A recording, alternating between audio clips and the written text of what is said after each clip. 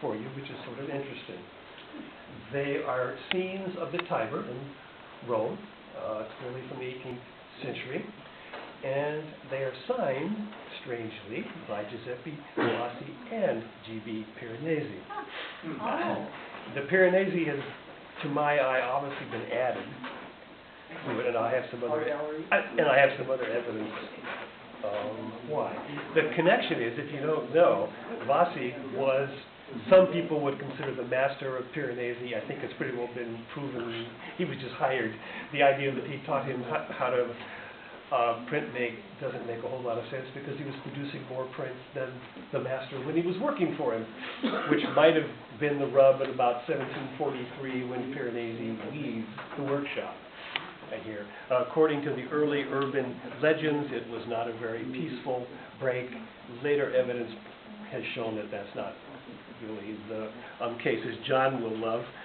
From 1765, there's a deposition of Piranesi as an expert witness. Oh, that's awesome.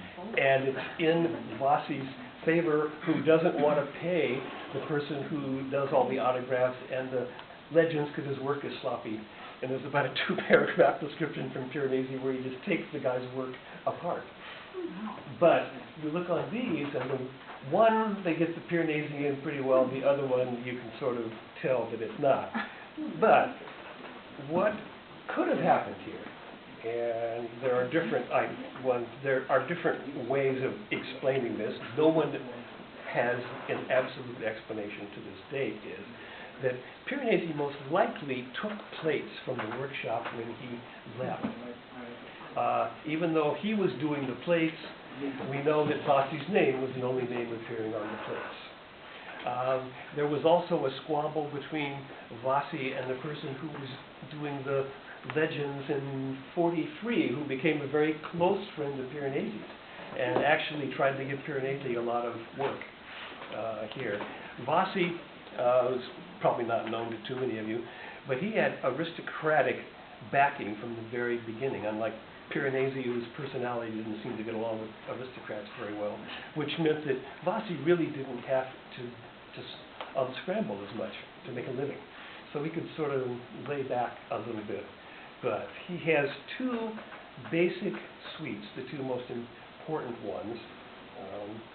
One is an early one, which was published by Zocchi, who was a big publisher of the day, which are views of Rome along the Tiber. Now, unfortunately, the first edition of it is totally missing. We know it in descriptions. It had 18 plates. All the subsequent ones only had 14. And all of those subsequent editions of it, those exist. They don't exactly match what's here.